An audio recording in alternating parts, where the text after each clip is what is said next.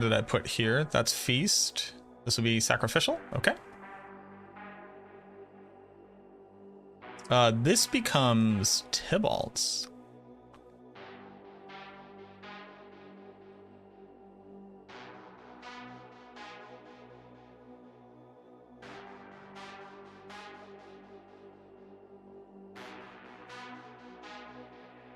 Oh, it's time for Tybalt's, Lucian, Locker, and Starless Skies. I hope y'all are ready.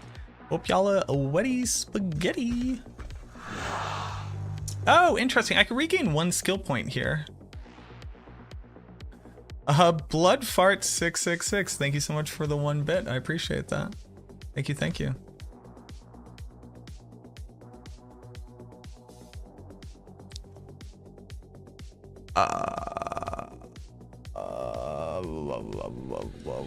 Armor. Total armor. This will be crowd control duration. We'll make this one freeze.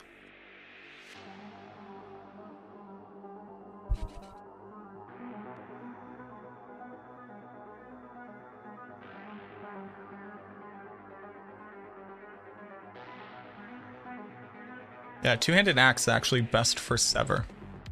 Interesting.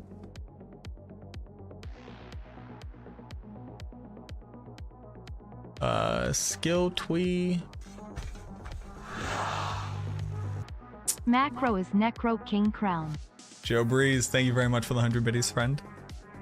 Curse Aura on the boots. You could also do Metamorphosis on the boots. Metamorphosis activates Tybalt's. Also get you mobility, which we're lacking a lot of. I think I can kind of go either way. We'll put Metamorphosis there for right now.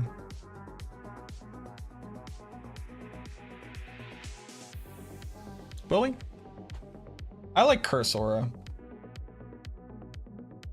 But it is kind of like the lazy players option. Get you Iron Maiden as well, which is not nothing. Yeah, it's nothing. I lied. Why did I even fucking say that out loud?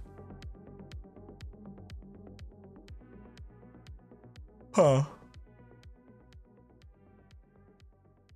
Two-handed Scythe is a 0.9, so it's Scythe speed.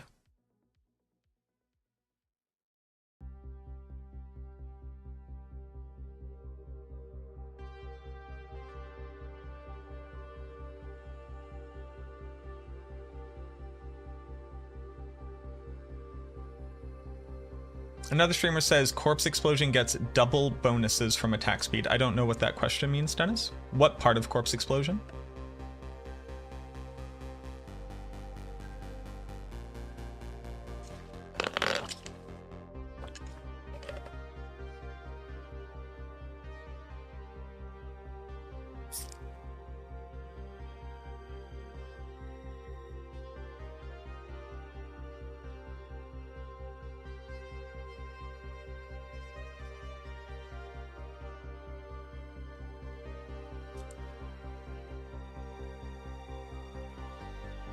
Attack speed affects Corpse Explosion cast at twice the rate.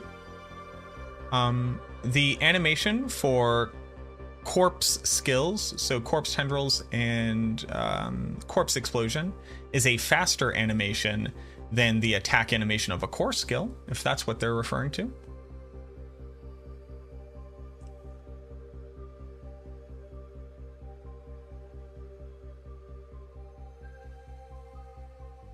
Have I tried Life on Hit? I haven't.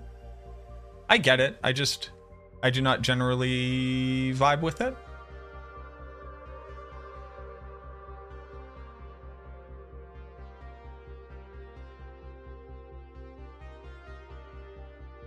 It's not really like my approach to surviving combat.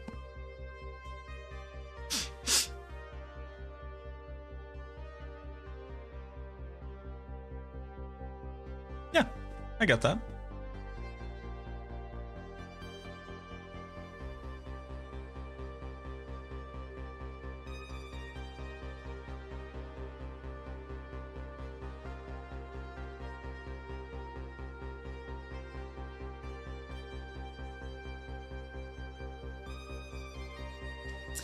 I'm really hard stuck here.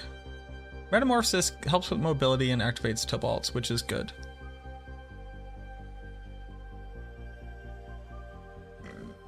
Why is the implicit on a two-handed axe better than a two-handed sword? A two-handed axe does more damage than a two-handed sword because it's a slower weapon base. And then the additive damage on the two-handed axe acts as shadow damage over time as a multiplier for Shadow Blade.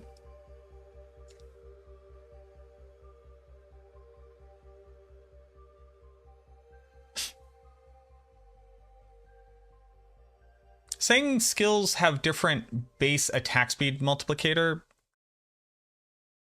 isn't an accurate way to think about it.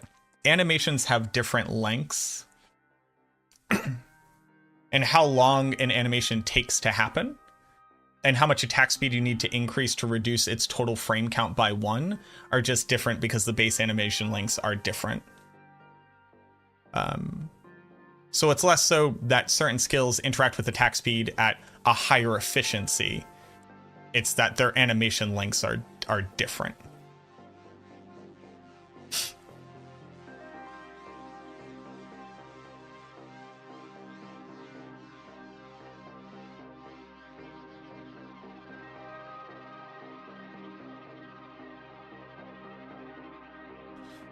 Do I know what Sever needs? I don't think that builds need unique items. I think unique items should be interesting things that you could build around for uniques, although it doesn't sound like the developers necessarily believe in that so much anymore. They want like each skill to have a build around unique that is good for it. The issue being that what do you do after you give that unique to every skill? Then what do you do? Am I responding to YouTube comments? I am. Yep, I stream on 2 platforms.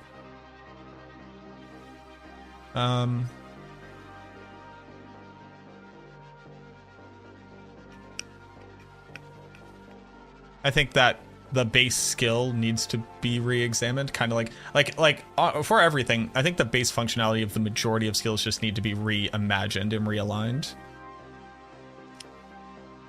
Surprised people are still playing this pile of trash. Did you like look up Diablo 4 streams to go let everybody know that you don't like that video game? Is that your Monday? It's a very interesting Monday. What else do you intend to do on Monday? Have you eaten food? Have you drank water? Have you gotten up and stretched? Looked away from the computer? Touched some grass? Disconnected? Logged off? Jacked out of the Matrix? Looked up any good baking recipes?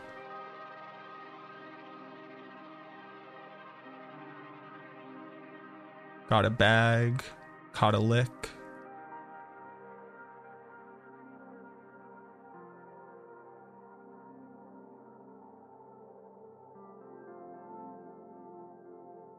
I'm gonna go with Metamorphosis for right now. The build felt slow mobility wise, and this does give you damage. Skill tree. I hit a lick. I hit a lick. Hit a lick.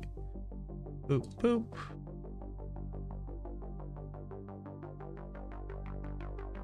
Crit chance here is 53%. I actually don't need Bone Storm crit chance.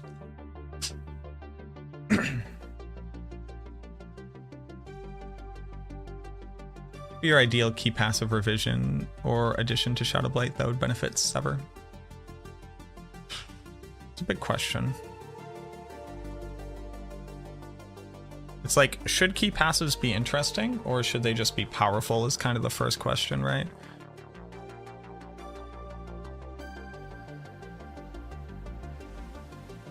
And I think that's like kind of hard to answer. I hit a lick. Lucian works on minions? It does not. It only increases the damage of skills that have a cost. So it does not work on minions.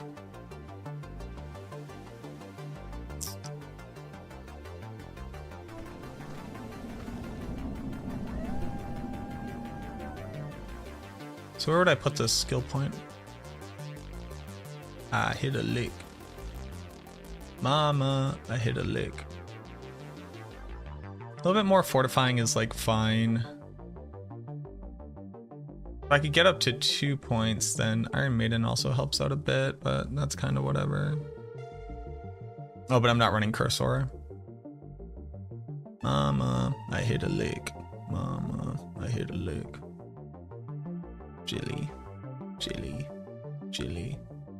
If I could get to 2 points, I could get down to rapid ossification.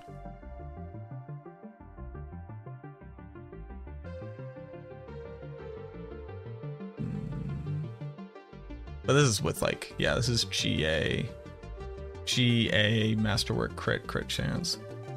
I'm gonna leave this in here. I think people will need it. Does anyone still play Season 4 after PTR? A bunch of people are playing it. Probably less, for sure, but that's just all ARPGs. We're over a month in, right?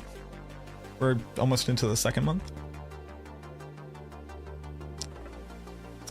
What would you do about this? Man.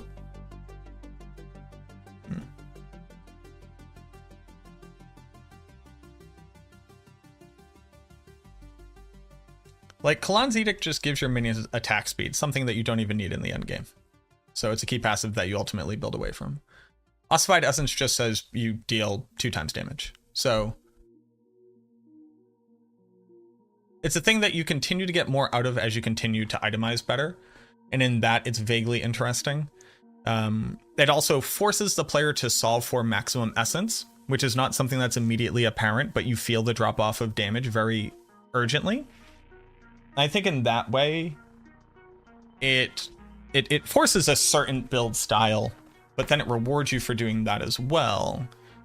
So it allows you to enjoy the build. Like, you get to put Torment onto builds because you would lose so much damage from not having it that it's okay to lose the aspect. Rathma's is almost okay, except that Blood Surge can't interact with it in any meaningful way. But Rathma's is like almost okay. Except overhealing by more doesn't reduce by more. So you're meant to just like you're not rewarded for this, you're rewarded for continuing to build into it. This you completely remove from the game once you don't need it anymore. This you're not empowered to continue to build into it. Then you get to Shadowblight. Shadowblight says after you deal 80 instances of damage, you do a free instance of damage. Okay. That's mildly interesting. Now, how do we solve for the fact that damage over time doesn't care about this? Well, shadow damage over time will act as a multiplier. Okay. So unlike every other additive damage type, this one is now we are tied to only having one. So I can't do damage to close. I can't do damage to distant. I can't do damage to cursed. I can't do damage to crowd controlled. I can only get shadow damage over time. If I get darkness damage, it doesn't work with it. I can only get shadow damage over time, which means that I'm now tempering for a 1 in 4. Okay. Now, what else do I have that increases its damage? Because again, it's not a darkness skill. It's just a thing that does shadow damage. Well, we have the key passive Wither. Wither says your damage over time abilities have a chance to pseudo crit, and now caps at 25%, which is absolutely trash.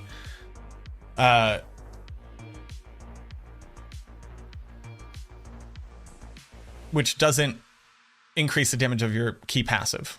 So the key passive, all it does is very slightly add on an amount of half scalable damage for damage over time.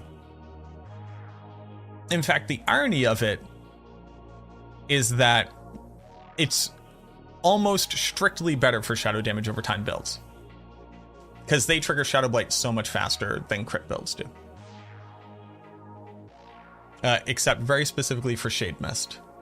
But even with Shade Mist proccing it like 5 times per second, I couldn't get this thing to do damage, which is hilarious. And I mean fucking funny. Like, this thing tops out at like 5 million damage. Like, Just absolutely hilarious. So I've tested it in the scenario that says proc this as fast as possible with the most multipliers possible, and it does trash damage. Because here's the other irony of it. If you're building into it to make it do damage, you don't want shadow damage over time. And what it basically means is that you need to, you now have 2 damage buckets and you need to split your damage between them. Because if I just had like 1,000 additive damage, I would get more out of putting half of it in one and half of it in the other. Which means that I'm reducing the base damage that it does, but I'm increasing the multiplier of it.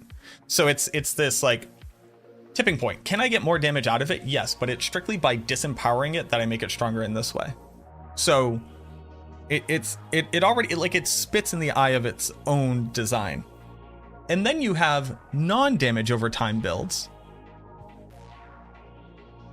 that want to do damage other than Shadow Blight.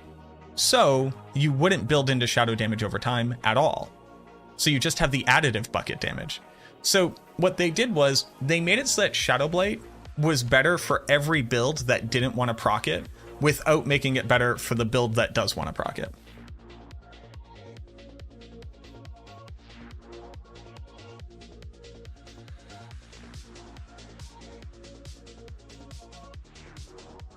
Why?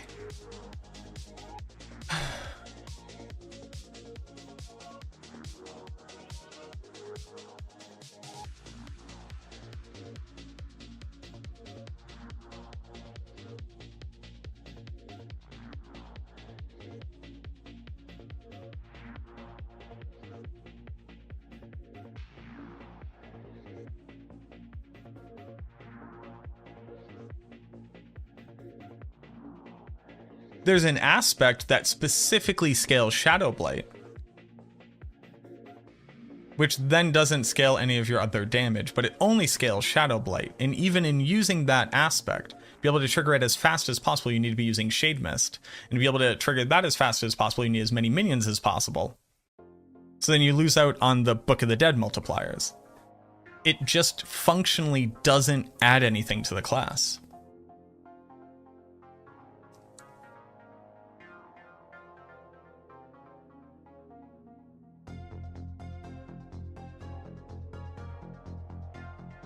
Let me see something.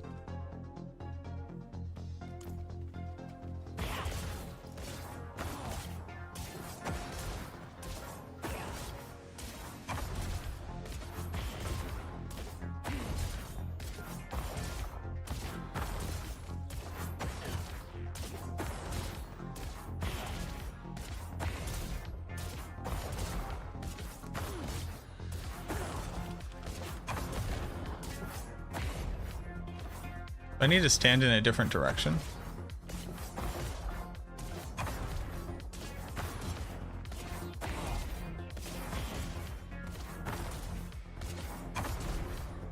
It's doing 39,000 damage right now. Let me put this on.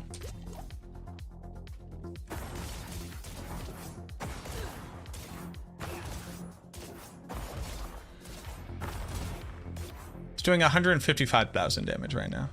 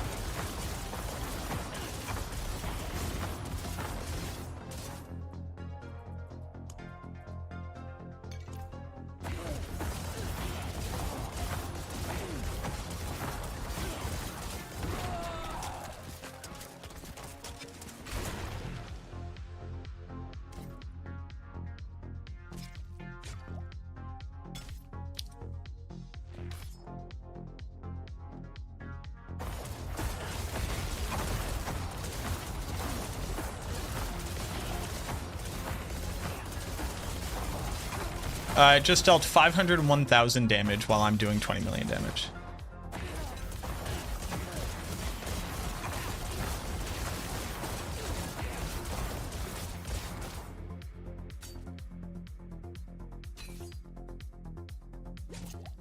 So it's contributing like 2.5% damage to the build.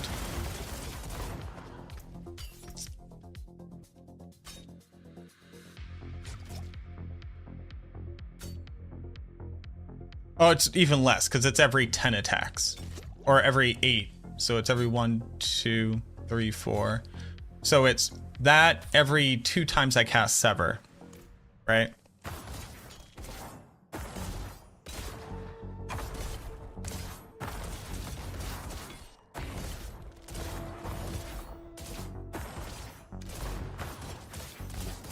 Yeah, so I'm doing 40 mil, 50 mil, let's call it 55 mil, 110 mil, and it's doing 500,000.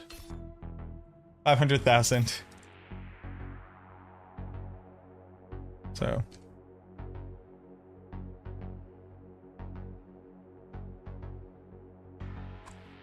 It's contributing 0.4% damage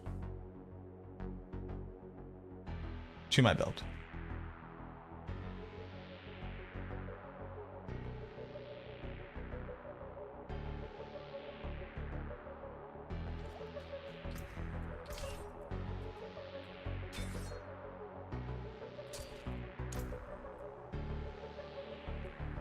Oh, we're going into a video.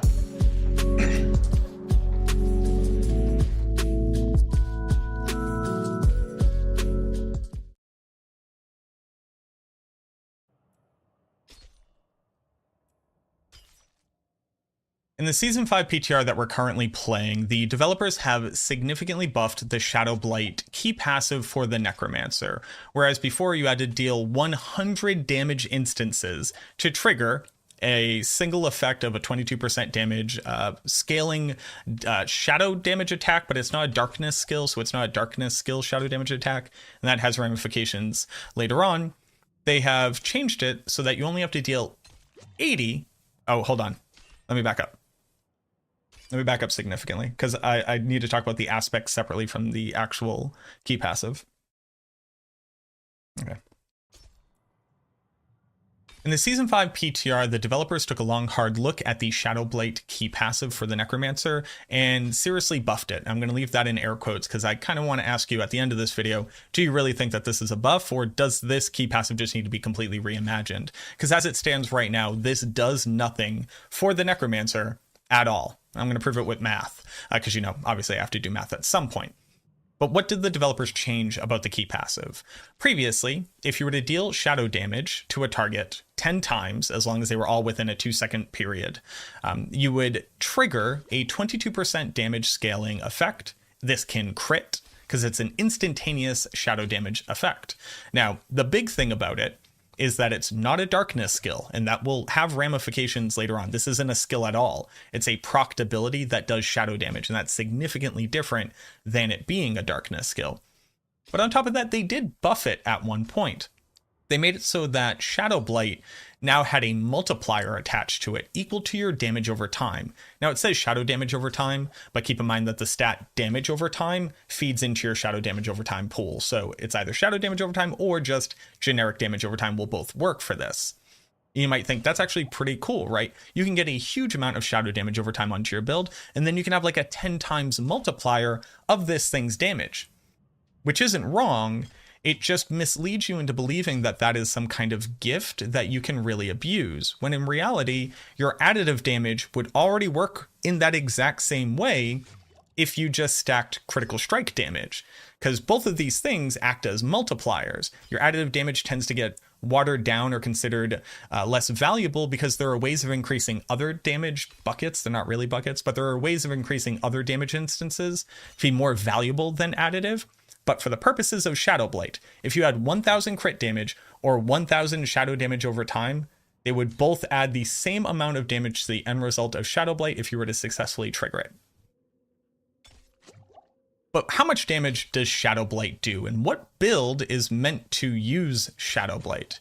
Because the addition of the shadow damage over time functionality to it was to make it so that things like the Blight skill could actually benefit from having this small amount of damage that could crit, when you would never build into crit chance. And theoretically, something like Sever, the only other darkness skill that's native to the Necromancer without manipulating, choosing different enhancements, or using different aspects, theoretically benefits the most from this because you already naturally build into critical strike chance, critical strike damage, and since this damage instance can crit, you think it would be a natural fit. Well, let's go ahead and look at the output of the new Shadow Blight trigger, and we'll just get an idea of it. I'm just going to spam Sever on my character a couple times here. Now, it's going to be a little bit hard to see, so I'm going to try to call it out once it happens, but let me get my damage buffs up just from kind of spamming here.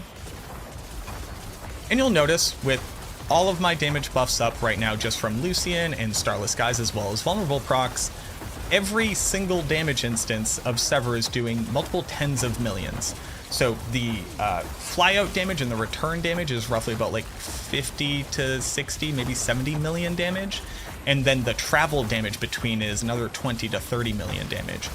So right now, per cast, I'm doing about 100 million damage. Between two casts, about 150 to 200 million damage. Let's just call it 100 million, just to make it really simple.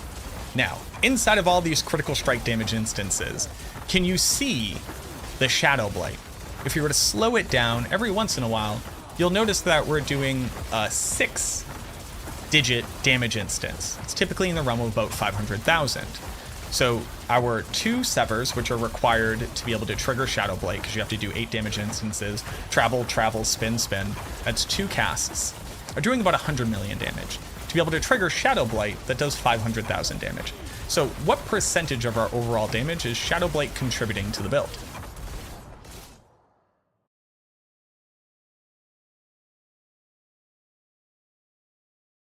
Well, if you take the 500,000 damage, and just to get a percentage of what our total damage is, that would technically be 100,500,000 damage per rotation. So 2 Severs plus the actual damage from Shadow Blight itself.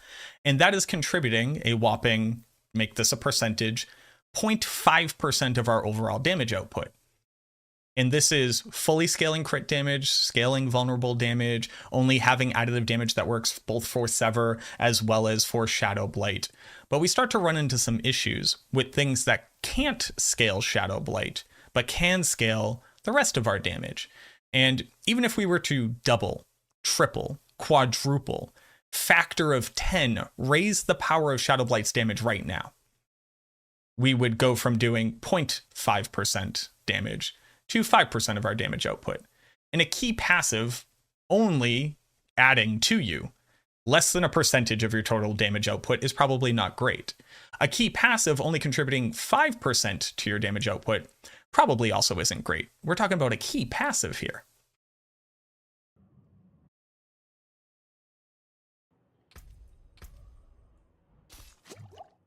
Like, what if we talked about Ossified Essence? Ossified Essence right now, and keep this in mind, I'm a Sever build, I'm not even a Bone build, would be adding on a 2.14 multiplier, 114% damage multiplier, it would literally double our damage output. If I was using Bone skills and I clicked this instead, that's how much more damage Ossified Essence would be contributing to my character.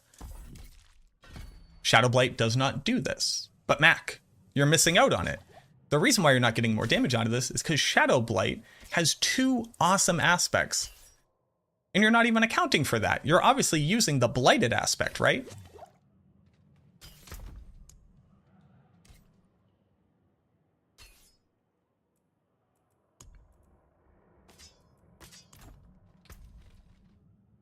One of the major reasons why you built into Shadow Blight on any version of a Darkness build, and even on non-Darkness builds, is because we had the Blighted aspect. Blighted aspect was changed in Season 5, because basically they saw an overprevalence of this aspect in the game.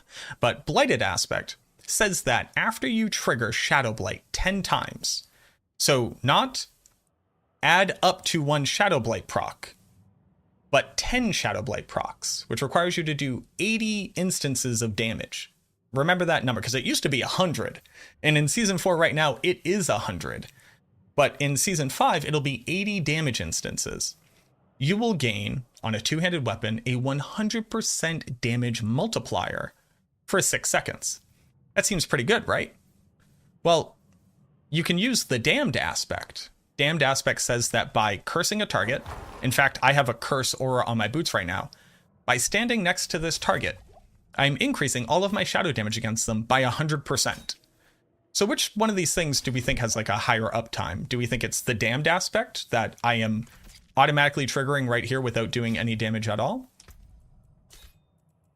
Or is it the blighted aspect, which increases my damage by the same amount after I successfully deal damage 80 times?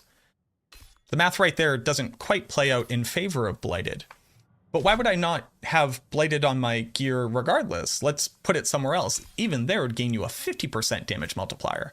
Well, we can use the Great Feast. The Great Feast just gives me a 45% damage multiplier. It has a lot of words, but it says if you don't have any minions active, gain 45% damage, except that you lose 7 essence per second. But if you watch me attack here and you look at my essence globe, even with the Helm of Lucian on currently, increasing my essence cost by 50%, I have 100% uptime on maximum essence.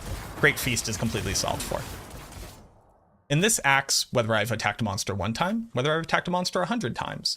So I would probably have higher uptime on this 45% damage multiplier than I would ever have on a thing that says I have to do 80 damage instances and then I only gain a buff for 6 seconds. Well, what other aspect would you fit onto your character? You could use Ring of Starless Skies that says after I attack 5 times, which would be 20 damage instances if we want to be as kind to blighted as possible, I gain a 50% damage multiplier, as well as reduce my resource cost by 50%. Or I could have the sacrificial aspect. Now, if you haven't seen my video where I did the math on the changes to the Book of the Dead, it turns out sacrificial on a ring for a Shadow Darkness build that wants to very specifically crit is representative of anywhere between like 41 to 47% damage increase. And this has 100% uptime, because the bonuses that I would get are things like increased shadow damage. I could get increased vulnerability damage. I'm currently using this one. Ignore that for right now. This is very specifically for the Amulet of Lochran. Or an increase to my critical strike damage. All of these things have 100% uptime. So I gain a 41%, 100% uptime damage multiplier, or a small window ramping need to do damage 80 times before it triggers multiplier. The math plays out. Blighted has no purpose on a Necromancer build anymore, unless you're very specifically not a Darkness build, just because Damned strictly outperforms it in every way, shape, and form.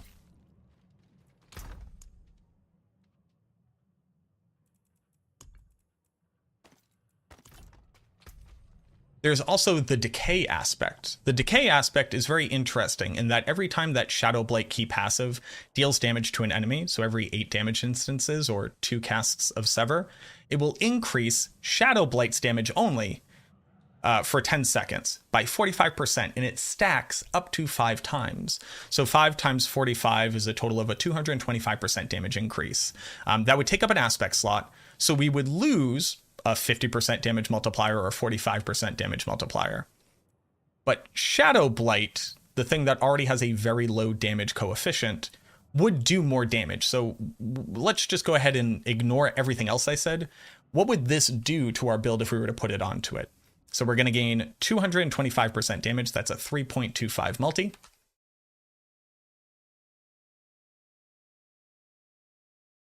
So we take the 0.49% damage that we were doing before, how much it was contributing to our build. And again, ignoring the fact that we would lose 50% damage by putting this aspect on, we're going to multiply this by 3.25. Now, on our Sever build, ignoring the loss in damage that we would have to contribute to be able to get this on here, Shadow Blight would be contributing 1.6% damage to our build. 1.6% damage. We could be gaining 2 times of our total damage, or 1.6% damage from a key passive. The irony here is that the only reason why I have this point in my skill tree on my Sever build right now is 1, people would just be very confused if I didn't include it, but 2, putting it somewhere else could gain me 5% movement speed. It could get me a little bit more fortify.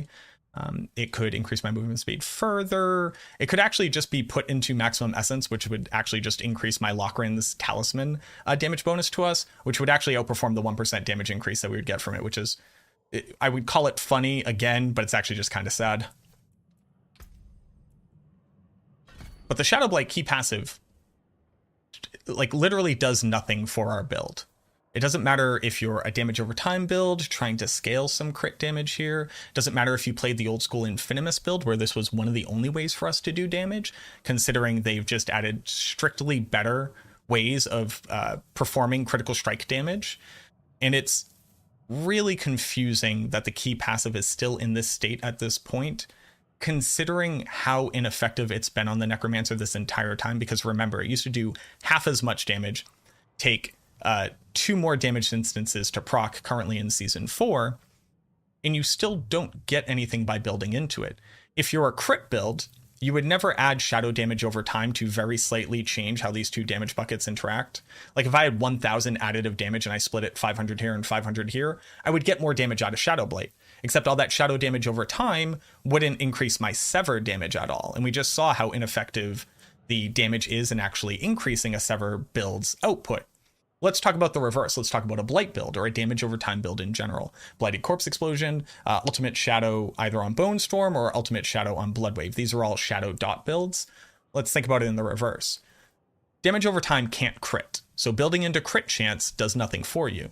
So the Shadow Blight damage that you saw here would be even more pathetic on a damage over time build, because we're not going to gain the 50% damage multiplier from crit. We won't gain the additional crit multiplier from Iron Golem. This right here represents, 52 plus an additional 60%. It's something like a 70% multiplier of our crit damage because we're using the sacrificial aspect as well.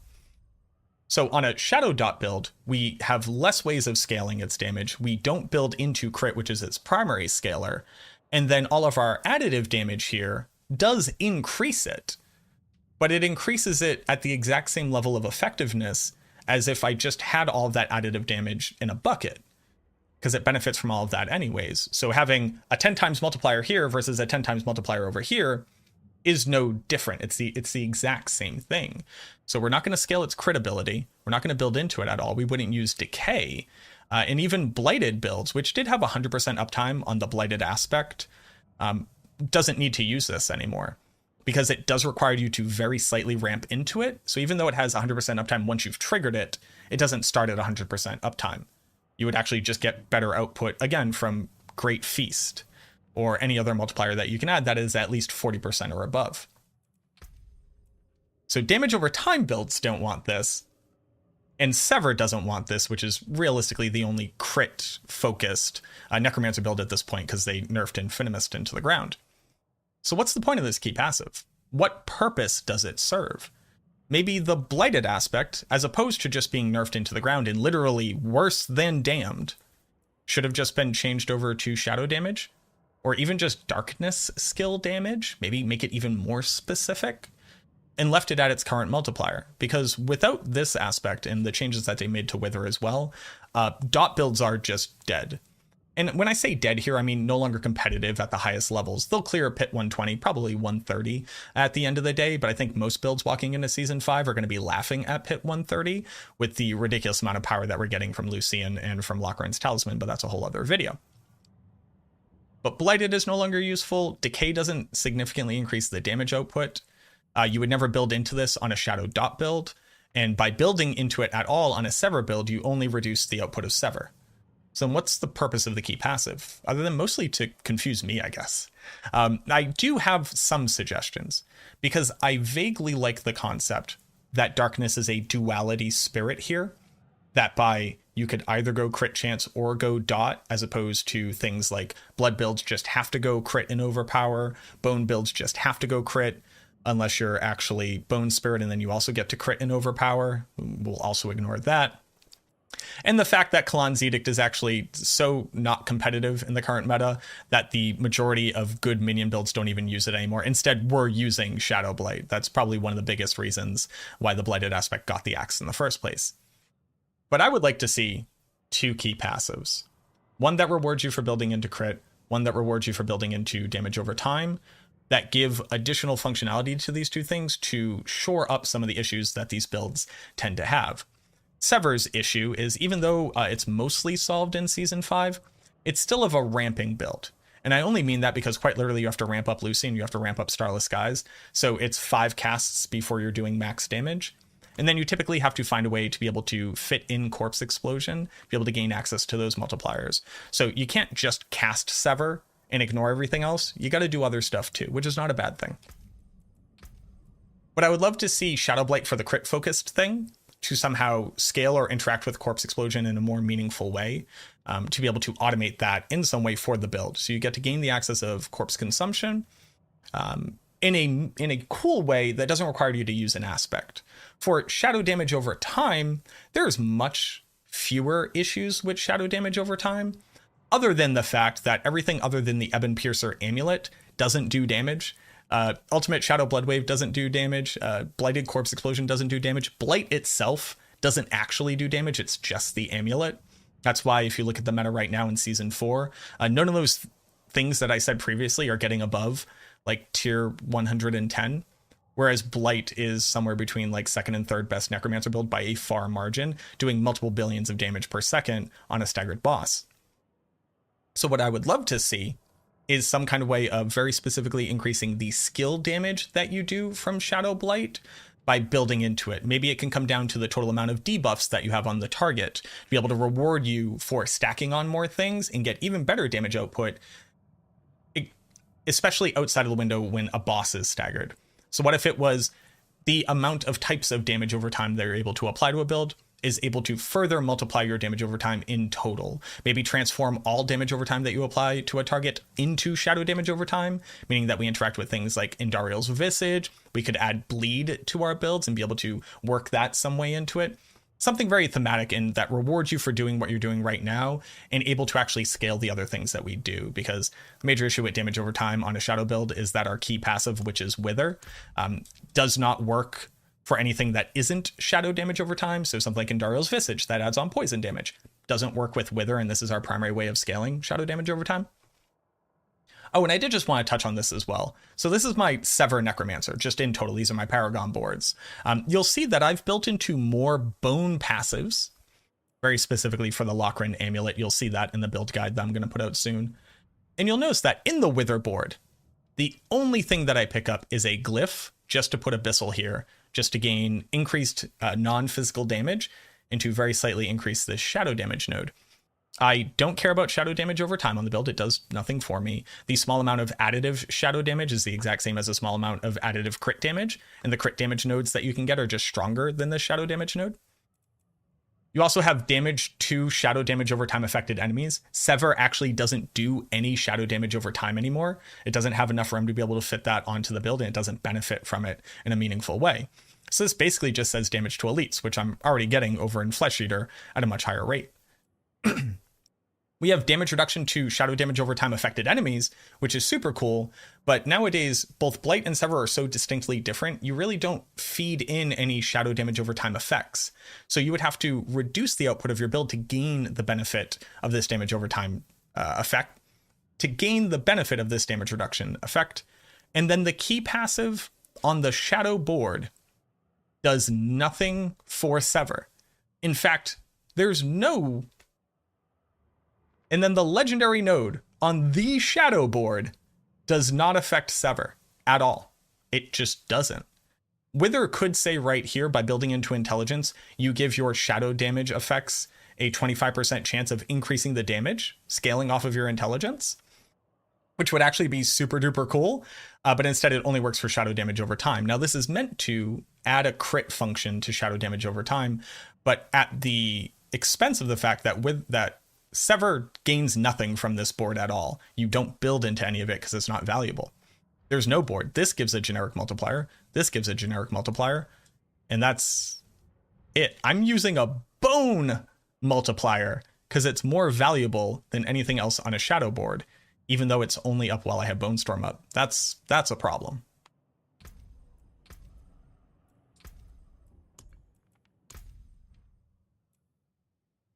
And I just want to be like very clear here. I actually don't like that the majority of the content that I've been putting out recently is like mostly focused around like bugs, bugged interactions, or places where I feel like the Necromancer is lacking. But it's because I think that we need to be squeaky wheels here. I don't understand why these problems continued to go unaddressed. in a meaningful way. It has been an issue the entire time, but at least we had the blighted aspect that was kind of our lollipop to, you know, stop us from crying at the doctor's office. We got the biggest multiplier by building into this thing, and even though it didn't really contribute to our build at all, at least we had that, and now we don't. So we have nothing. And the very slight buff to Shadowblight in no way, shape, or form actually addresses that issue. And I'm hoping that, one, the developers will take this video very seriously, because I assume that the Necromancer skill tree is going to get a massive overhaul in the expansion, because I think it has been probably the most complained about aspect of playing a Necromancer. There's not really choice. You pick a color, you pick a type of corpse explosion, you pick Decrepify, and then you fill in the color bubbles here, like coloring by number, based off of the color skill you chose. And then you pick the color of the key passive. You don't really make decisions. While there is nuance, while there's meaningful distinctions between one skill point here and one skill point there, this is the experience of the vast majority of people. And it's bad. It's not fun. It doesn't really lead to a way of imagining the builds in like sufficiently different ways to make meaningful differences between one person's performing build and another person's performing build. You just click Shadowblight because of course you would, but now it doesn't do anything for us. There's just not really a better place to put the point. So hopefully they take this seriously. And most notably, I'd love to hear from you all as well. When I first came across the changes in the PTR, I had conversations with a lot of other Necro class guide writers.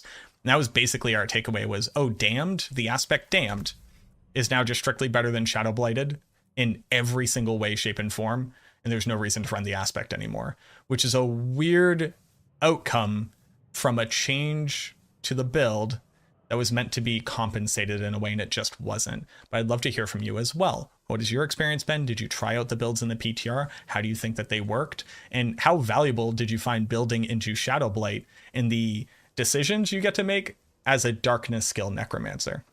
If you're brand new here and you haven't already, go ahead and subscribe to the channel. Hopefully I can bring more uplifting videos in the future. Hopefully you see some of the other stuff where I'm a lot more excited, because I would prefer to be excited. I like playing the video game. I enjoy playing the video game. I just wish it was a little bit better, and I wish we had more options to be able to enjoy it in multifaceted ways, as opposed to just kind of click the button because it's purple. Thank you very much for watching this video. I truly hope that helps us out in the long run, and I look forward to seeing you in the next one.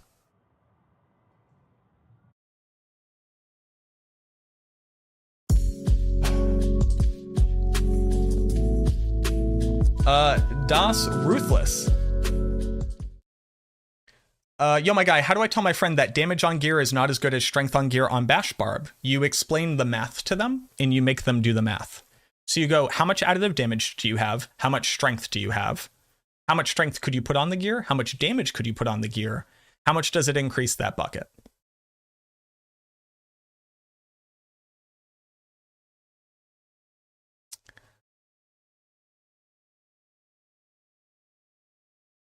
Does it double dip? It does not double dip, because shadow damage over time does not act in the additive bucket for Shadowblight.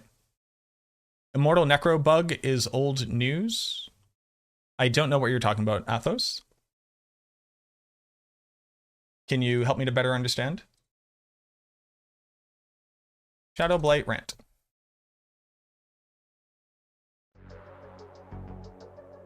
So obviously I missed everything that people were saying. Crystalt, Enki Plague, Czar, Dr. Z, Disappointed, and Das, thank you very much for the follows. What do we think?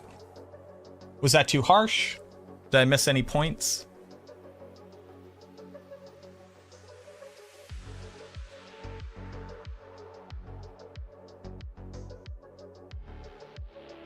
The new aspect for Blood Mist, if you fast click Blood Mist with aspect, you keep it 100%. Yeah, that's been old news. I saw it reported on Reddit, and like, I'm not about to go fucking correct this because it's an adorable post, which was, like, 8-year-old Portuguese kid discovers infinite blood mist. Yes, that is old news. That was like day one discovery. Chronix showed it first. But it is very funny. The thing is, it's absolutely going to be changed, though. Like, it will not stay. That is a bug. As it stands right now, Bone Spirit is light years ahead of the next build. It outputs 10 billion DPS. Like, nothing else comes even close. Actually, too kind. It's finally time for the cold damage Necromancer. I believe in you. That hurts? Bone Spirit being the next build, the best build hurts? Is it that you just fucking hate Bone Spirit? Bone Spirit's been in the trash for a long time. Well, it was actually fairly good in Season 3 and in Season 4. It's actually been fairly good the whole time. It was just too clunky and people didn't like doing it.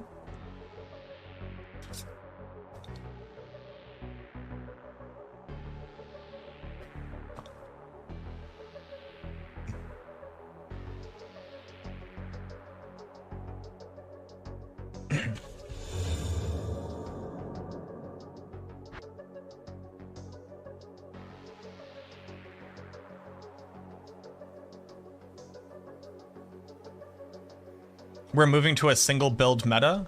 That is not what there is a best build means. If that was logical, then every single season there would only be one build, and there isn't. It's just people like to play strong builds, and what other people play doesn't actually impact your ability to play other builds.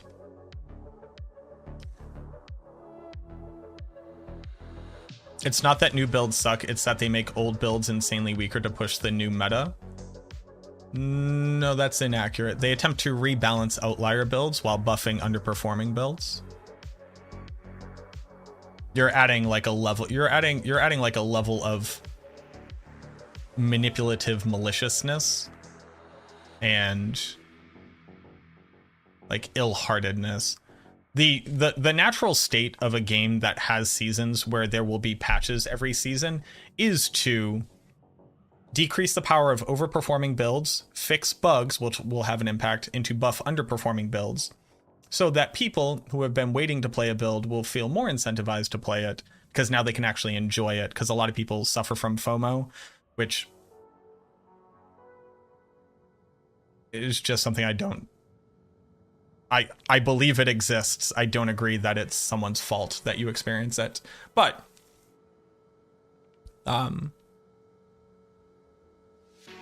that's the natural healthy state of a game like this, and that's what should be happening. Else, you will just play Bone Spear every single season, and that's fine if you like Bone Spear, but not ultimately healthy for the game. It's not a fact. You've made this up. You like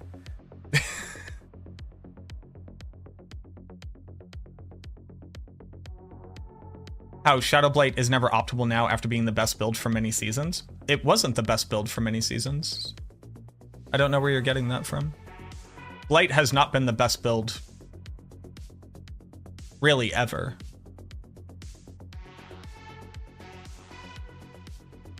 I think you're adding a lot of narrative that doesn't actually match the history of the game.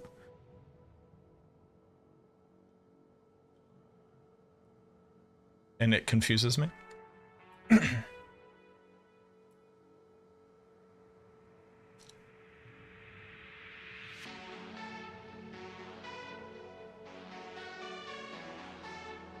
But a big part of how you play your game is to optimize how you play it. And if one build pushes 30 pit levels higher, it seems wrong not to play it. Those two statements are not, that's not actually like a Venn diagram, that's one circle.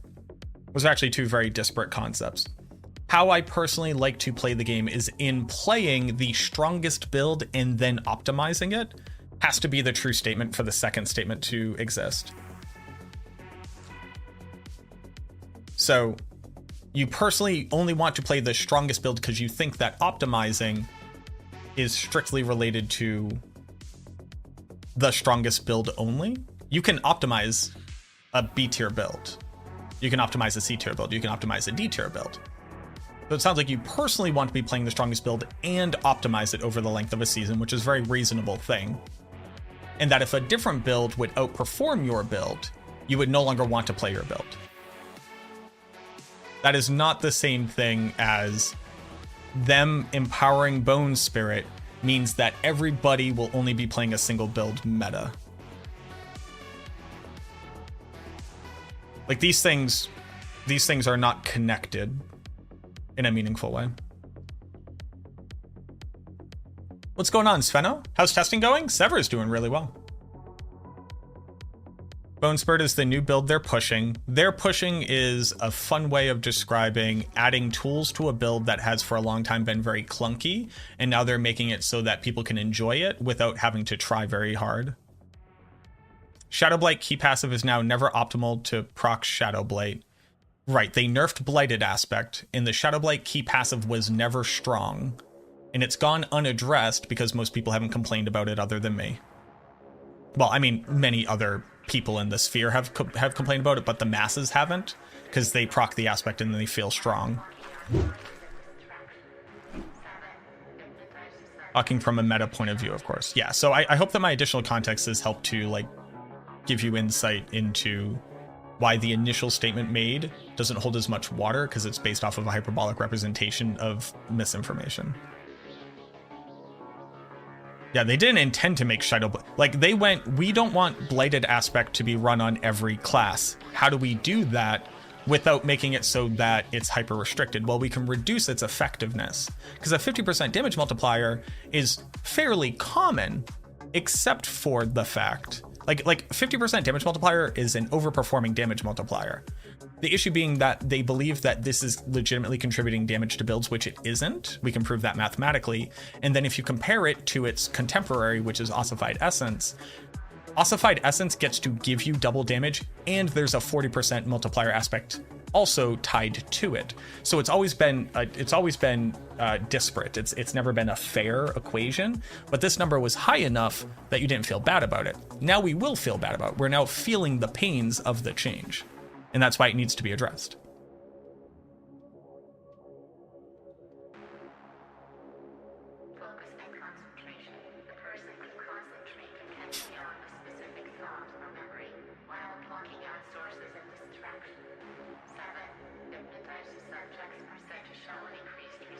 How can we truly judge what the intent is? Well, we can listen to what they said, right? Because they've actually been fairly honest. They have hopes, and they're hoping that these changes make those hopes a reality. And you can like choose to think they're lying. I just don't. Like, I know these people. I've now talked to them for years now at this point. And whether or not they are successful is very different than doing something that is like a lie. Being relevant to my point, I fully understand what you're saying. Yes, Shadowblight was only used to proc, but that was integral to so many builds that now they are weaker. But nerfing Wither and Blighted, it just feels bad. Why would I choose any build other than Bone Spirit when it's so far ahead now? That's a personal choice.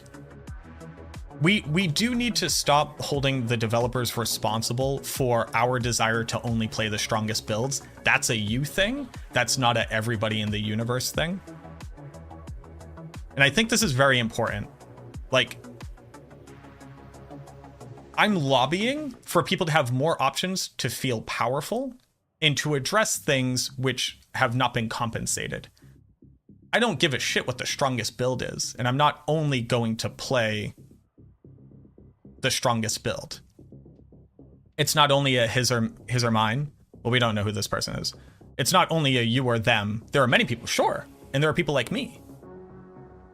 It's perfectly valid that, like, it's obvious that this is a thing that people experience. But the developers can't answer the question, why would I ever play not the strongest build? Because that also ignores the fact that the strongest build is something that a lot of people want to play. So there are three types of people in this. People who don't give a shit what the strongest build is, they just want to play the build that they want to. People who do care what the strongest build is and want to play the build that's currently the strongest. And the people who don't want to play what is the strongest build right now, but want to be playing the strongest build. So I am not dissatisfied. They are not dissatisfied. These people are dissatisfied.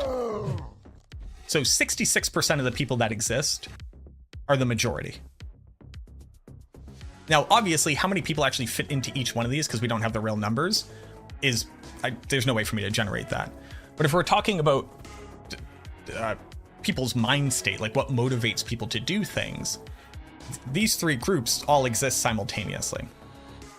The developers cannot solve for all three of these things. They actually can. They can solve for two simultaneously. And they succeed at doing that.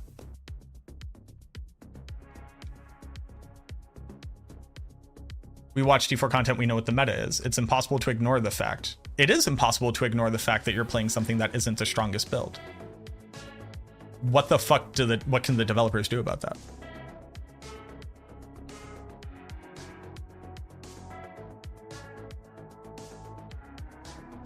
Like, what, how, like, that is an intractable issue.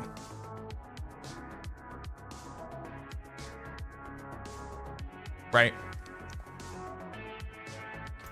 They cannot nerf the other builds into the ground. That doesn't help. That doesn't help at all. You will only play the strongest build. You said that. You would like to have two builds that are only a few pit levels apart. You would only play the strongest build. Or are we changing the goalposts now? Is it, I'm okay with not playing the strongest build as long as I like the other one more, and I personally feel like it's not as bad? Or is it, I will only play the strongest build? Because if it's, I will only play the strongest build, it doesn't matter how many builds there are that are relatively strong. It is, I will only play the strongest build. Like, they cannot solve for this issue which you have created. Because for every single person who's just playing the strongest build, there are people who refuse to play meta builds. There's a guy named Irish Hawk who has only played Cold Necromancer every single season, even though it's not a thing. As long as it's not 10 times slower to farm and feels fun, but that exists. That exists right now. Minions isn't 10 times slower than Bone Spirit.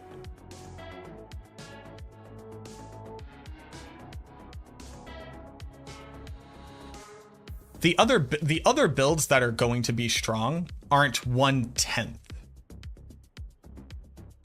of the other one. And I just want to make sure, just because like I don't always properly like communicate my tone. I'm more so just arguing. I'm arguing because I think that this is a valuable discussion to be having, and I don't want either of you two for me to be telling you that you're wrong about how you feel. I do want to help to reframe the statements that you're making, because a lot of them are being said almost as objective truths when they're very specifically your personal approach to enjoying the game. And it's hard to have it's hard to come to a valuable critique when we're holding people responsible for objective truths that are subjective feelings. You know?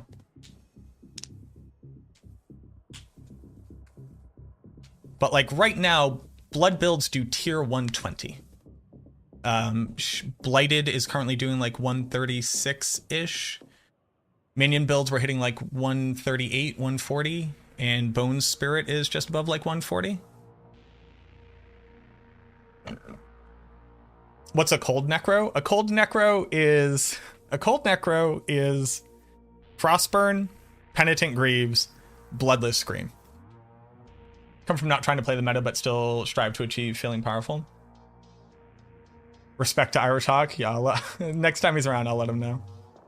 First time testing Bone Spirit, I'm a noob. I have decent gear and 184 max essence. Are there other ways that number gets to 75? I'm overpowering, but I don't know how. Yes, so you need significantly better maximum essence on your offhand, on your helmet. You need to be drinking the essence cost reduction potion. I don't have any more of them, but it's the one that increases your maximum resource and decreases costs. And then you use the Requiem aspect on a ring and you run minions. You have these glasses. Is that Versace? No, these are Gamer Advantage, !GA, Gamer Advantage. They're a sponsor of the stream. I've been working with Gamer Advantage for a long time. Yeah, so Naps, and let me throw this olive branch out there. I disagree with the nerfs in season 5. I disagree with them because they're misattributing an issue to a thing and then not properly compensating the builds. But you can tell that they believe that they compensated the builds. they roughly believed that they were probably reducing damage output by like 50%, and they buffed damage output by 30%. The issue being that they buffed the wrong things and didn't succeed. I disagree with the nerfs that we received. That's a vastly different reality. Like, I think that they failed to successfully compensate. Not that they were intentionally nerfing the not best builds in the game into the ground for the purposes of driving everyone to play Bone Spirit only. Like, that's where the whole thing... That's where that whole argument loses traction, because it's just a fabrication.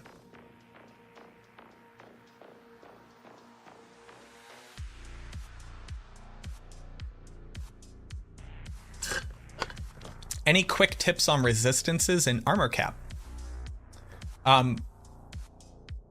The Necromancer naturally builds into Intelligence. Intelligence grants you all resistance. You need total armor and an armor roll on a piece of gear. You just have to have them. There's just no question. You have the ability of picking up more armor here from spiked armor. And you can sacrifice damage for a while to be able to pick up armor, as well as resistances in your Paragon board.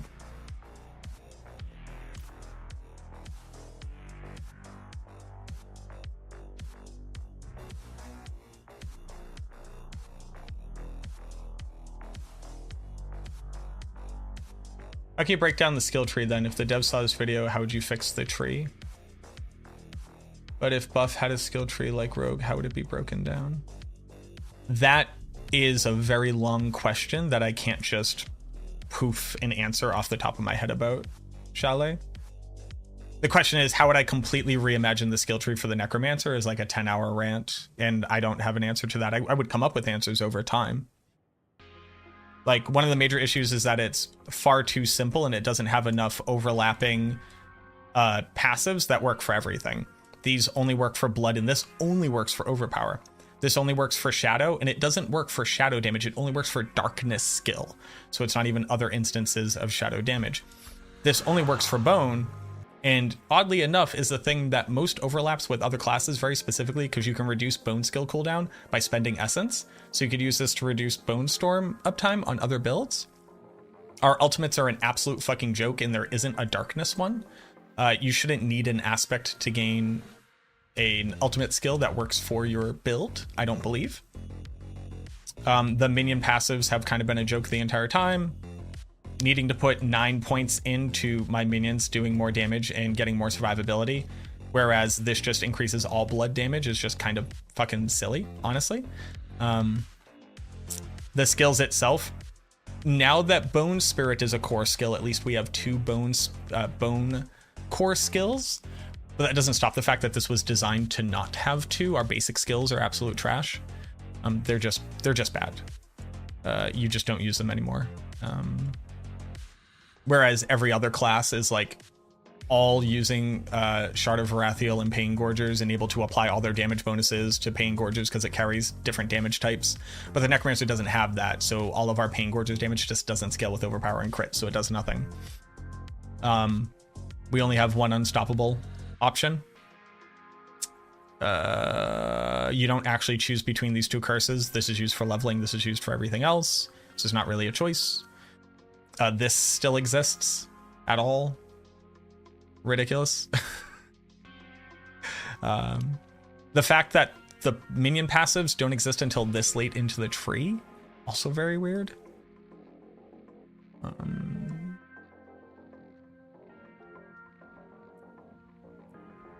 That's just kind of like a start. We got Golem. Sure. Yes.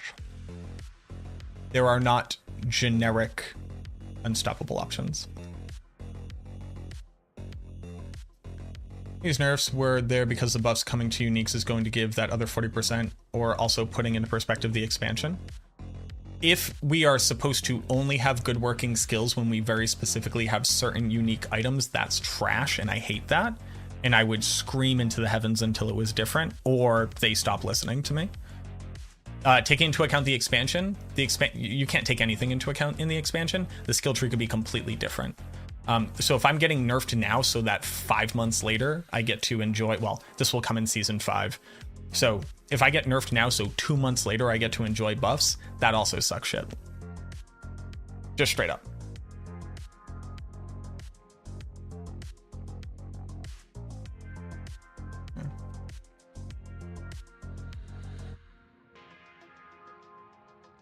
So, Riker with the raid. Riker, thank you so much, boo-boo. How come I didn't get a notification? Riker, thank you very much for the raid. Thank you, thank you, thank you, thank you. I appreciate you. Thank you, thank you. Welcome on in, everybody from Riker's stream. Hello, my name is MacroBioBoy. You're listening to me bitch right now about the Necromancer. Because they did us dirty, but it is not from a malicious place, but I think that there are changes which need to be made for it to work in a meaningful way. And right now, I don't think it succeeds at doing that. And I also have to redo my Paragon because we're a different type of build now. It's kind of funny. So you're also going to watch me redo my Paragon, but welcome on in. Thank you, everybody. My name is MacroBioBoy.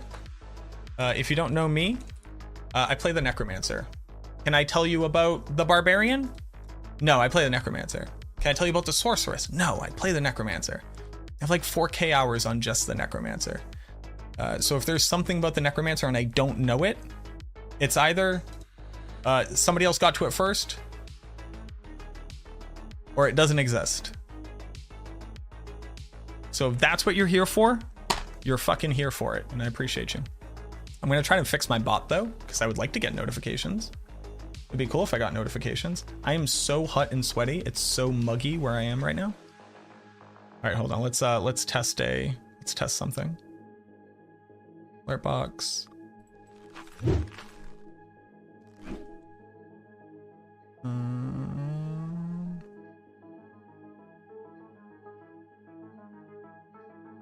There we go. That worked.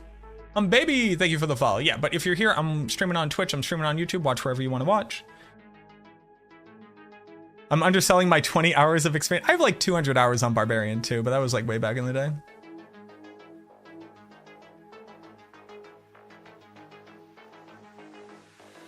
Watch a 10-hour rant about me overhauling. I mean, I could rant. It's eventually people get kind of sick and tired of my rants though.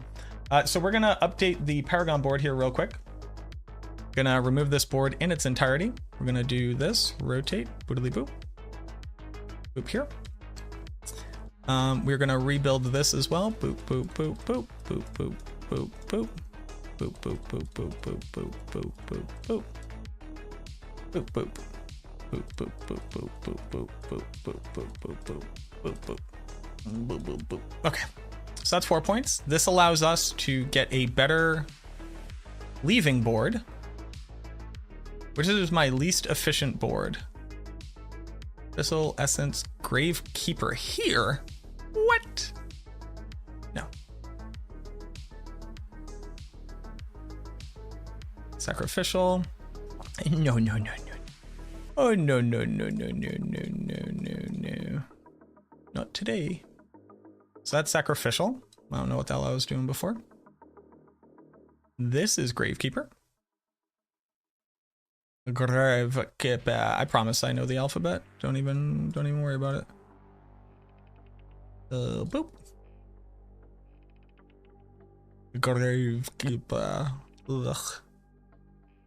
Ugh. Push. Doodly doodly doo. Then I think it's just this one. This is a 6-point exit. 1, 2, 3, 4, 5, 6. This is okay. So we take Hulking, bring it on down here. Rotate, which is how I say it in my language. Okay, we have Exploit activated. We get our Bloodbath. We have Amplify activated. That's fine. We have Gravekeeper. We have Wither. We have Bone Graft for our Shadow build.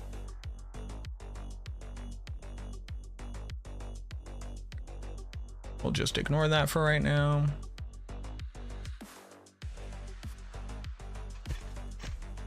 Then I get 4 points left over.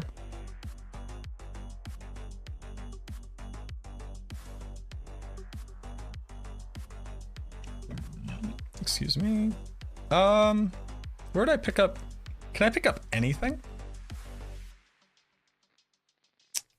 Not really. Round 1, fight. Boop boop. That helps to solve for some. Where would I put these points? I don't care about control so much. I don't care about abyssal so much. Gravekeeper, amplify, exploit. It would only be essence. Oh, I don't even need these points. Okay, what if I had 5 points to go for? Yes, you have seen me on max roll. You played Infinimist? Hell yeah, man. That's awesome. Never played Season 1, heard it was trash. Season 1 was an interesting time to be playing the game. Is where I'll leave that. Season 1 was a very interesting time to be playing the game. Like, where do I put these 5 points? Like nowhere? Can't be nowhere. The answer can't be nowhere. That would be, as the kids say, interessante.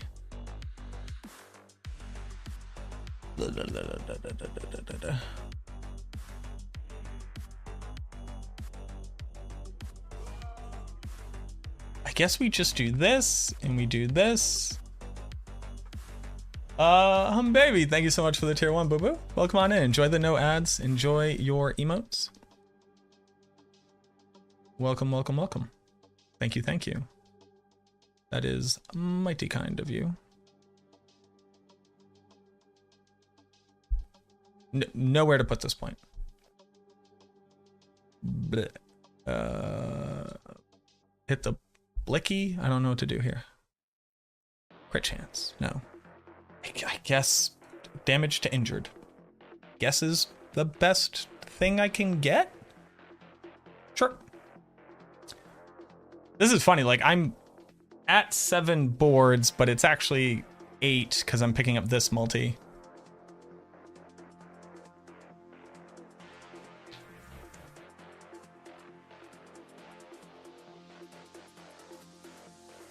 Yeah, man. All right. Take Bloodbath, you goober?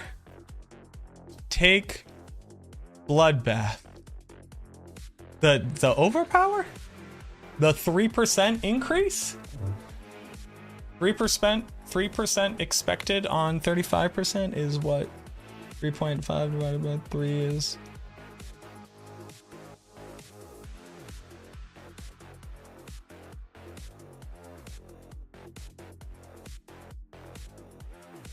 .35. It represents a 1.05% increase in expected damage. It'd be a lot of points.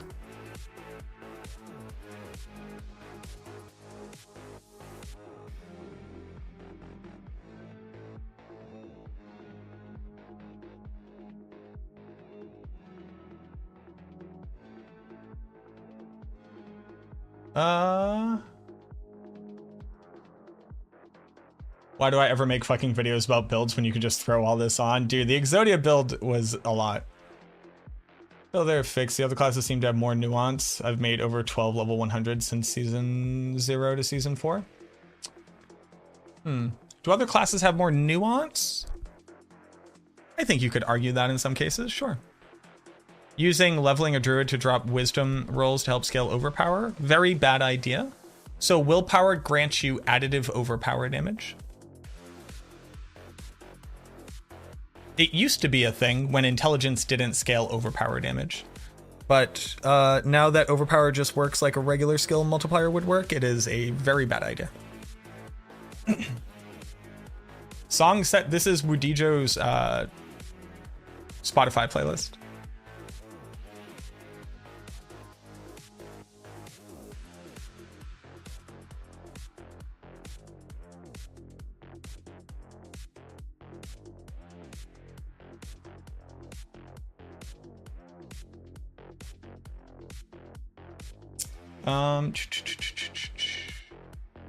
Do I have this video labeled?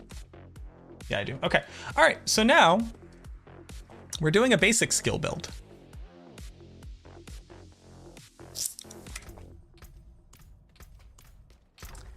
We're doing basic skills, y'all. Yo, what up, Chronic Sir? How we doing, boo-boo? What is it, 11 p.m.? You're awake? Say what now? We're doing a basic skill build. Rathiel. Okay. So just to update everybody on the scam call. I got a scam text message. Did you go on a date yesterday? Kiss. I said fuck off. They said, why are you... What? Period. Why are you period? And then, why are you so rude? I typed in, why are you? Period. Question mark. They said, this is Crystal. Is this Mia's phone number? With 2 emojis, there's a mom holding a son, and then presumably a man and a wife.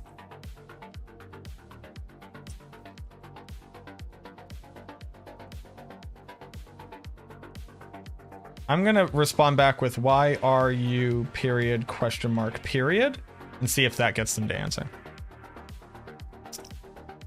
We're gonna try that. Why am I running out here? Why did I come out here? Oh, I want to get rid of this gear.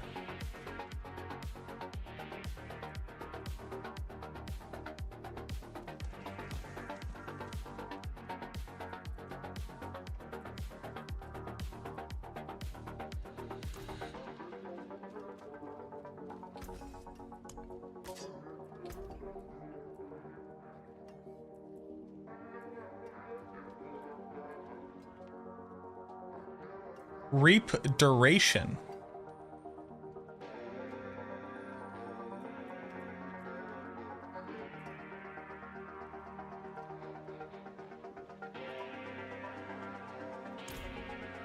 Okay.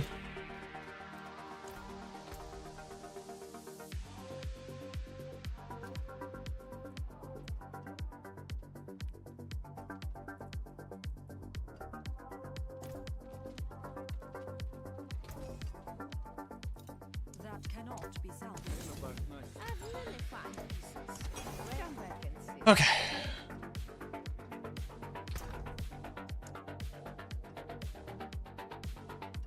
Rathiel. I only have a 220. Pain Gorgers.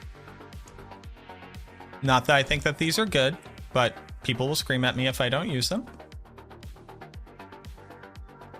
And then an offhand.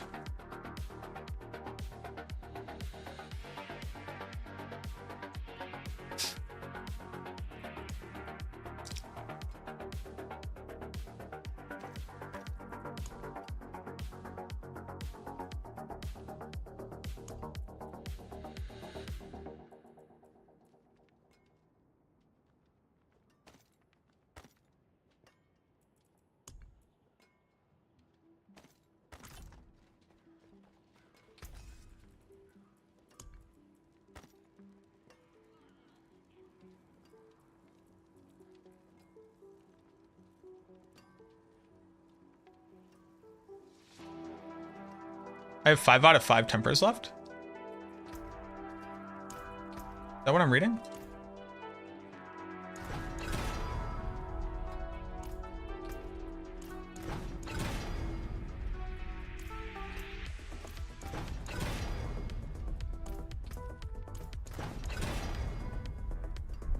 Reap duration. Vulnerable damage. Okay. Ready to go.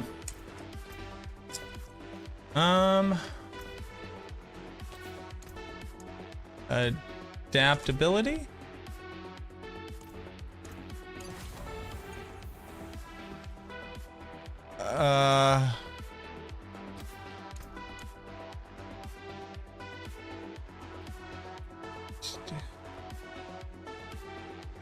Moonrise?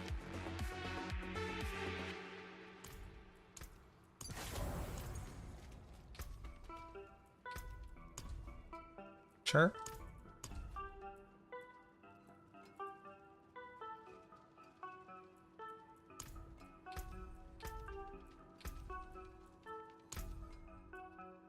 Oh, I need to change out my pants.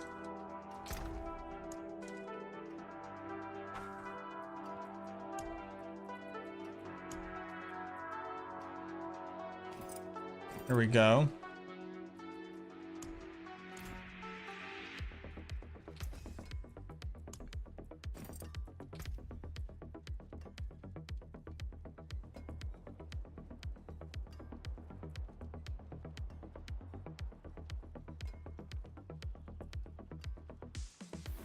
Is the plus 70% chance for hemorrhage to form a blood orb added like a multiplier of the base chance?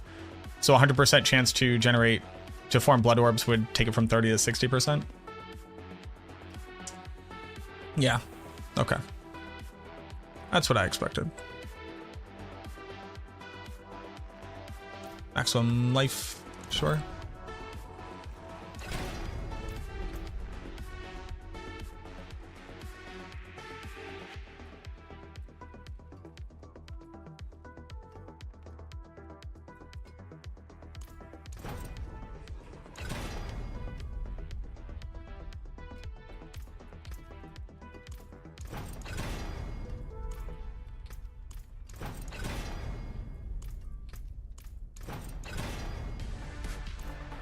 Crowd control duration, baby. And then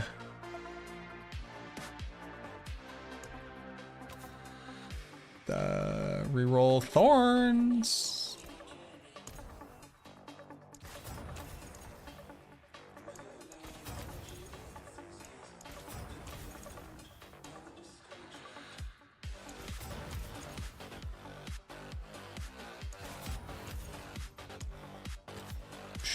Shielding storm.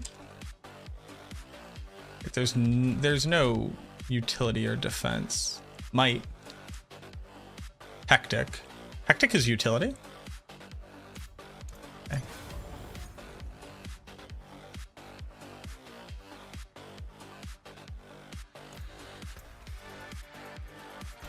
Sure.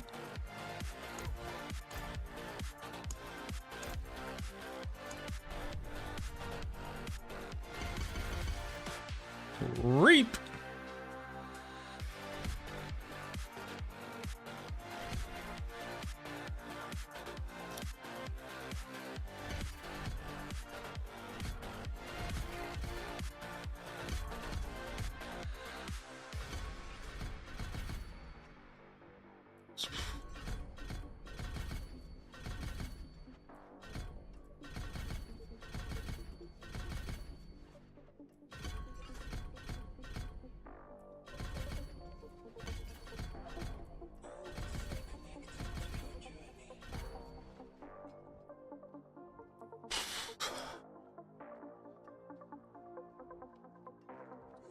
How will I even fit all the... Okay, I know how.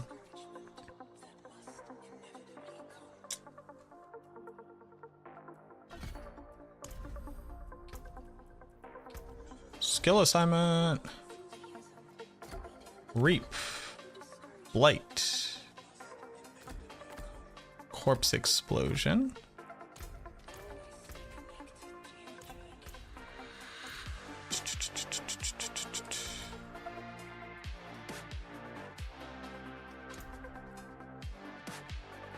Okay. Unsocket. Add socket. Unsocket.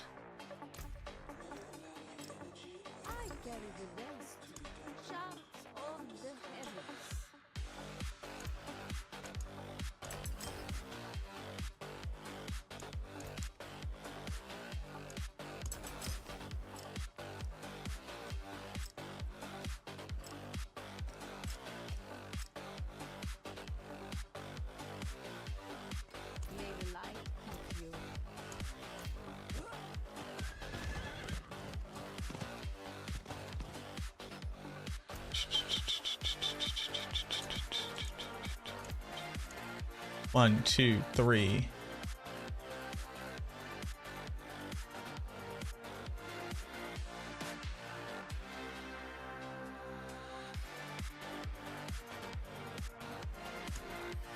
No topaz in weapon?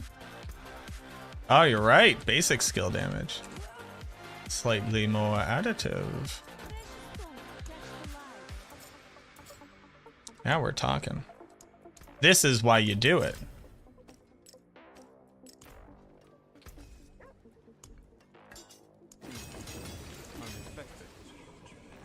We hit basic skills, baby!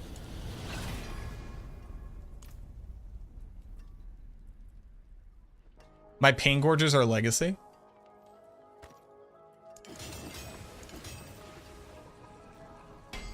At maximum resource, that's good. Hey, does anybody have pain gorgers on here? No Moonrise? I have Moonrise. Right here.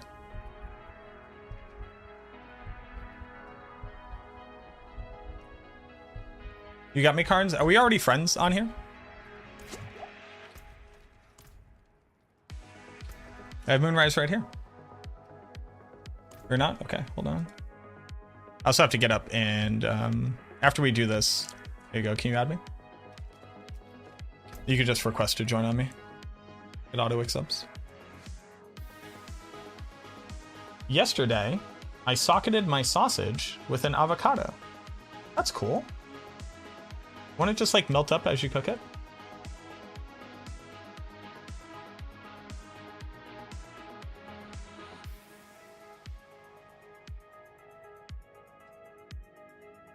Decompose can't do explosions on... It doesn't create a corpse when it drains? On a structure?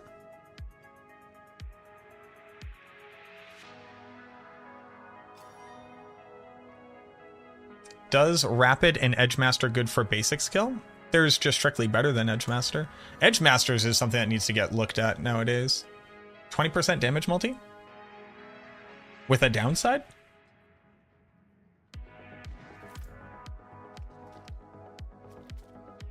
You can't generate a corpse on a structure with Decompose. Wild.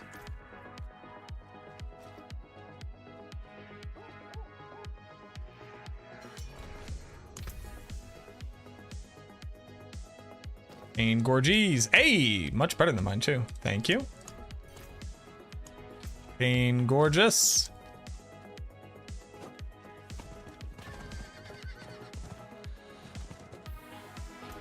I didn't get to update them.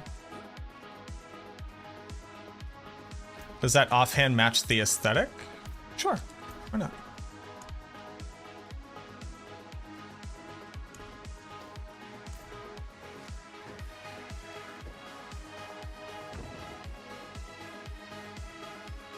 Can you discuss the skill rotation for a typical Shadow minion build? I want to ensure I'm optimizing buff uptime and damage. I know this can be circumstantial. You basically spam Raise Skeleton 100% of the time. You're just kind of always doing that. You cast Corpse Tendrils whenever it's off cooldown. You recurse once every 10 seconds. You reapply Blight once every 6 seconds. You use Army of the Dead when you believe that you'll be able to spam your Golem very often. Blood Mist when you need to. But you need to keep up Flesh Eater. Blighted Aspect through Aphotic is how you typically do it. But you kind of just face roll.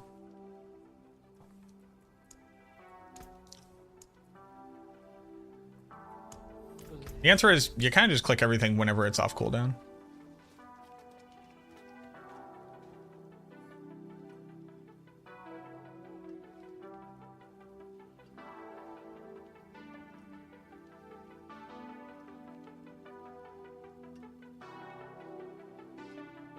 If I have 5 corpses under a target and have I Black River them, will I get the benefit of Gravekeeper? You will not.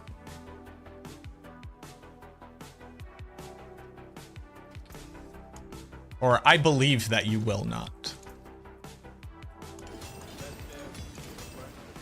That should be... No, it'd actually be pretty hard to tell. Yeah, that would just require significant testing. I believe the answer is no. Most things don't really snapshot in that way. Like when we think about snapshotting, I think that people like, so what happens is you cast Corpse Explosion. Corpse Explosion eats a corpse. It triggers everything that says consuming a corpse. This applies to the Corpse Explosion damage that you did, because part of the payment of it is the corpse being consumed. Then the effect happens. The effect reads your current state of close corpses. It finds none.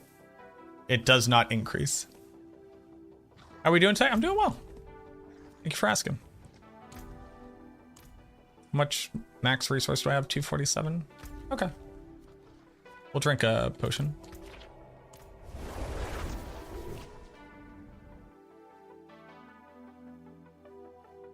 Looking at my attack power, it seems like Gravekeeper range is smaller than Scent of Death. Well, I wouldn't look at your attack power ever.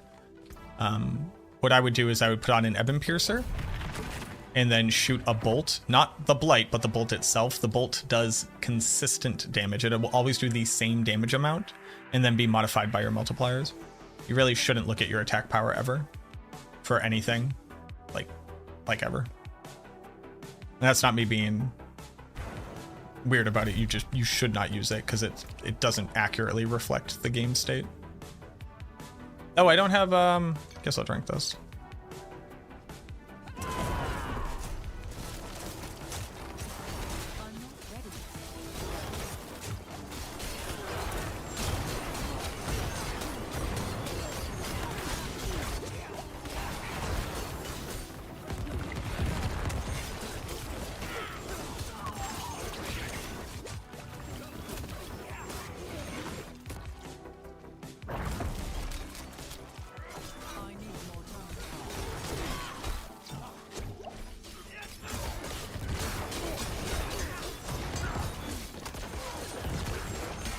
Blighted Corpse Explosion would work better here, I think.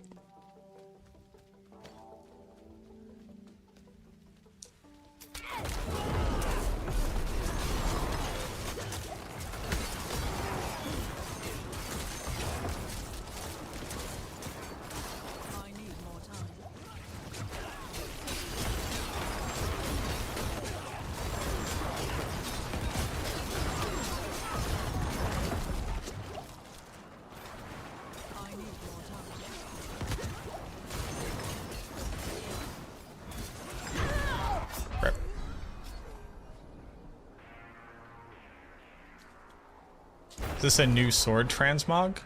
No, this is the Reap skill.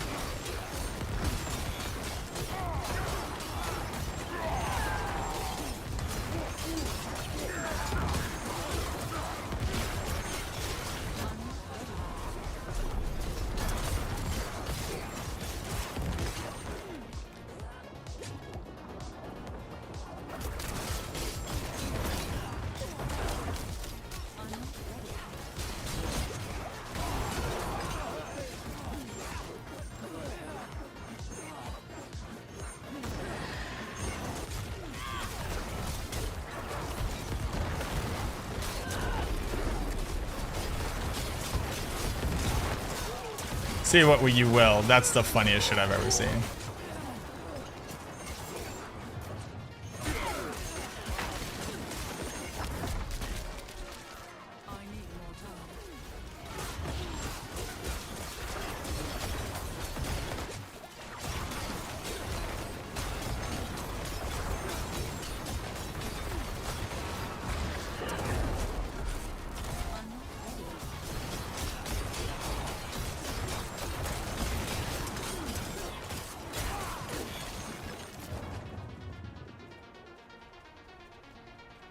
How much less would this build do on live? Right now, 400% less damage. Not necessarily 350% less damage. That's also not accurate. It's a difference of a 1.5 versus a 4. But like basically this sword doesn't currently exist. Like that's the thing that would be different.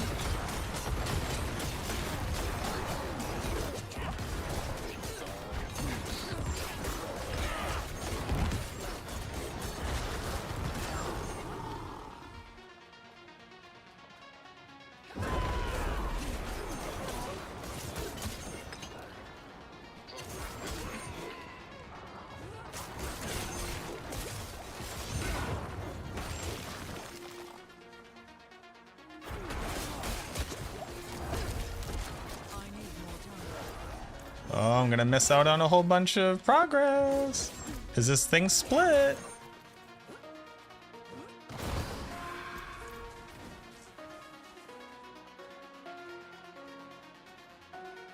Could season 4 make up for that? No, it could not. Not in a meaningful way.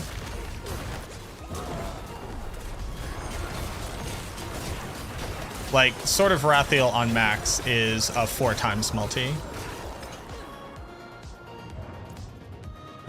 Blighted Aspect on a 2-handed sword, or on a 2-handed weapon, would be a 3.4 multi, which is like kind of close, but then you lose out on the 1.8 multi. So this is a 1.8 multi and a 4 times multi versus one 3.4 multi.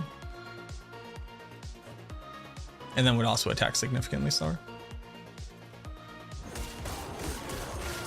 Did they bring back older stuff? They did. Yep. They added a ton of new aspects.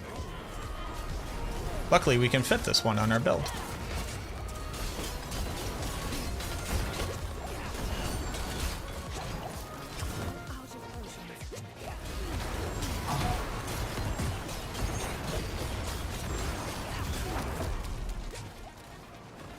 Pretty tanky. It's like, of course it is. I have the permanent uptime of the DR from Reap, but still, pretty tanky.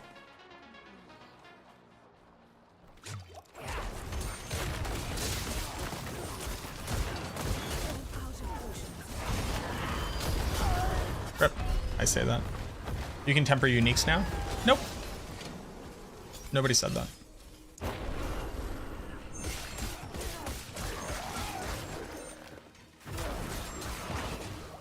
Hellish Pharaoh, thank you very much for the follow.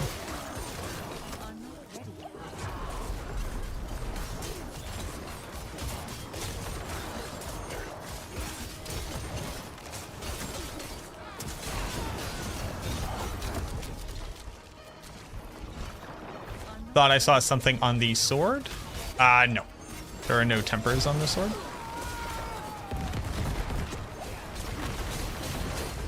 Man, Pain Gorger sucks out loud.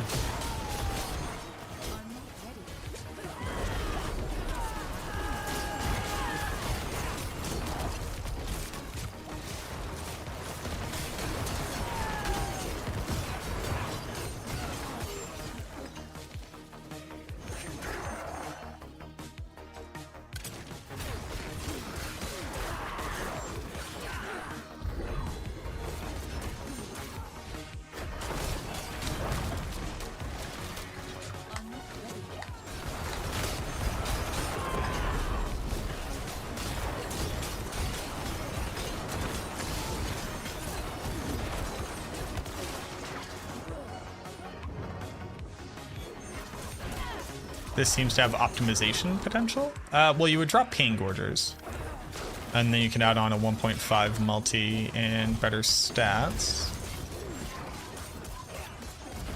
It's kinda it. I mean, like, obviously, like, my gear is not perfect. That is always a true statement, but this is only at tier 100.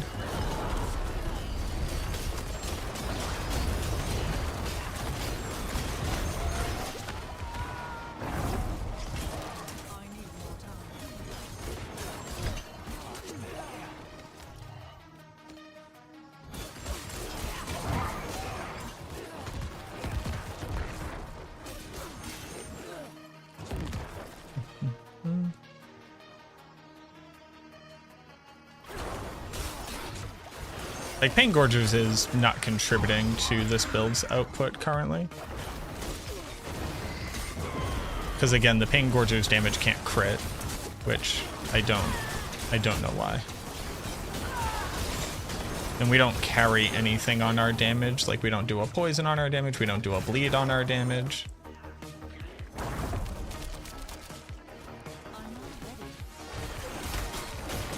So the best that we can do is overpower on Hemo?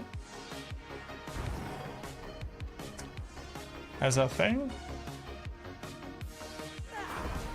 Oh, I didn't reset. Hold on.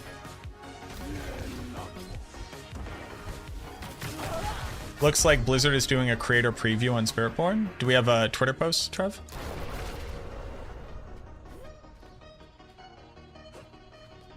I think they'll nerf Lucians? Absolutely. Is Pit tier 100? Basically.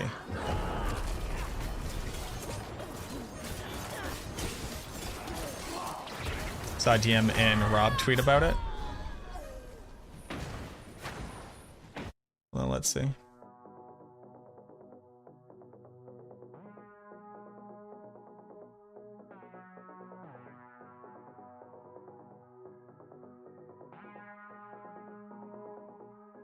New Diablo 4 class Spiritborn next week on the 12th. Invited me to LA.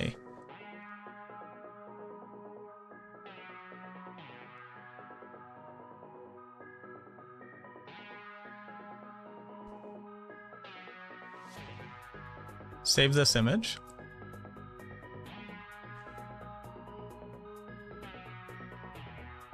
Hold on.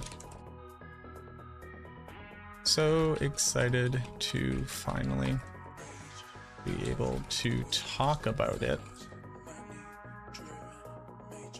Many people know my birthday is coming up soon, and the Diablo 4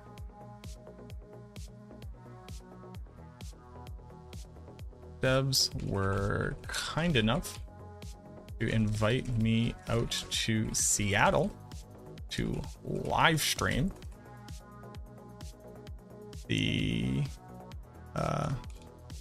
we'll first look at the Spiritborn on July 18th.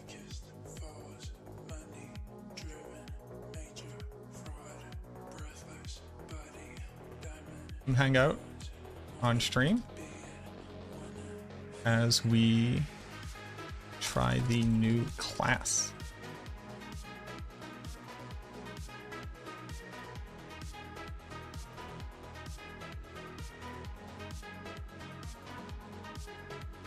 The Spiritborn class in Diablo 4's expansion, Vessel of Hatred.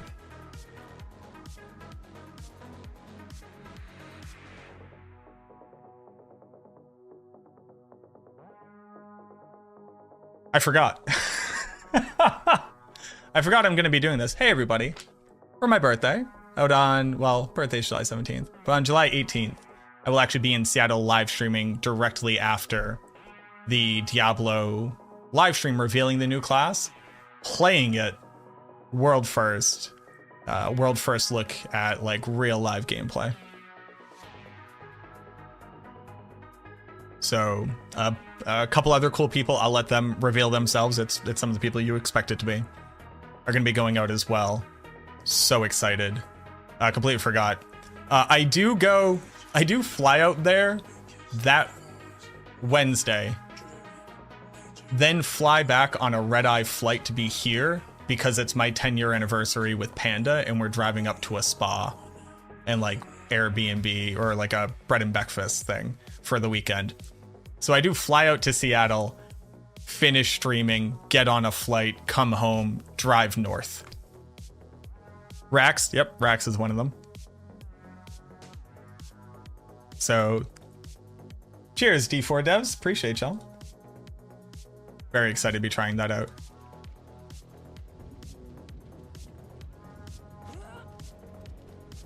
And my 10-year anniversary, which is pretty cool.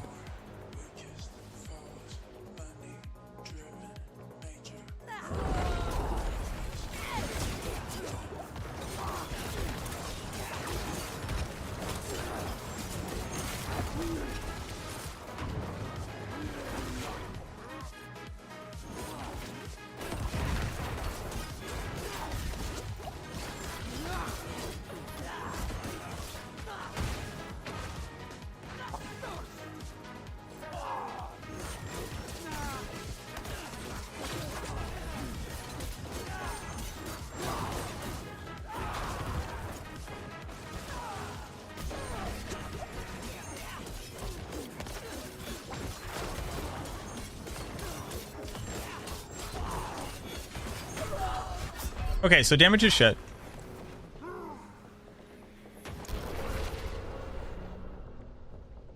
Did I forget that I was able to post about it? Yes, immediately.